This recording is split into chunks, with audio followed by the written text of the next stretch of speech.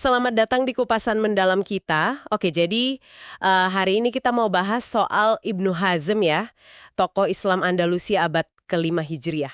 Seringnya kan kita dengar namanya karena ya itu mazhab zohirnya yang super literal. Tapi ini ada sumber menarik, kutipan dari buku teolog Ibnu Hazm Al-Andalusi karya Dr. Suryan Ajamrah. Kayaknya sih sosoknya lebih dari itu ya. Iya, betul. Yang langsung kelihatan dari sumber ini, Ibnu Hazm itu wafat 456 Hijriah atau 1064 M ya, nggak cuma ahli fikih, tapi juga teolog, pemikir multidisiplin, dan pembaharu yang cukup galak lah ya. Dia melawan apa yang dia anggap kejumudan, jumud, sama taklid di masanya. Ikut-ikutan tanpa dasar gitu. Ratusan karya katanya. Gila juga ya produktivitasnya. Banget. Sayangnya banyak yang hilang atau malah dibakar penguasa zaman itu. Kritiknya tajam soalnya. Oke. Nah, misi kita berarti coba gali beberapa gagasan teologis kuncinya dia nih. Biar nggak cuma lihat sisi literalismenya aja. Mari kita bedah. Sip. Mulai dari semangat perlawanannya dulu kali ya, yang anti taklid dan pro ijtihad itu. Sumber ini nyebut dia awalnya Syafi'i terus pindah ke Zagiri, kenapa tuh? Nah, itu reaksinya dia terhadap kondisi Andalusia waktu itu. Jadi saat itu mazhab Maliki dominan banget, tapi menurut Ibnu Hazm, interpretasinya udah terlalu longgar. Ditambah lagi kondisi sosial politik lagi agak kacau ya, di era muluk atau waif itu. Masa kerajaan-kerajaan kecil itu ya? Iya, yang pada berantem sendiri. Iya, persis. Nah, dia melihat taklid, sikap ngekor aja pendapat ulama dulu tanpa cek langsung dalilnya dari Quran dan Sunnah, itu akar masalahnya. Makanya dia gencar banget nyeru soal ijtihad. Ijtihad, maksudnya usaha sendiri gitu ya, buat paham sumbernya. Betul.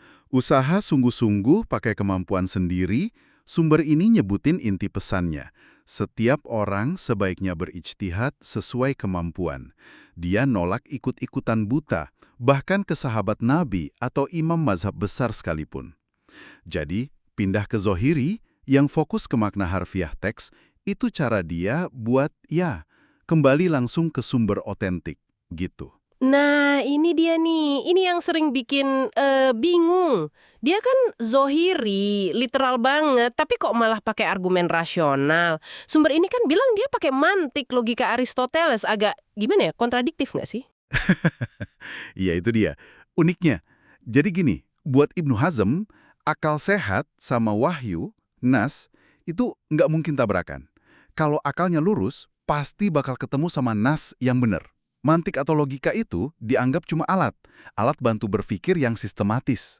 Gunanya bukan buat mengakali teks, tapi justru buat memahami struktur bahasa nas, Quran, dan Sunnah secara presisi, biar pemahaman literalnya itu konsisten dan kokoh.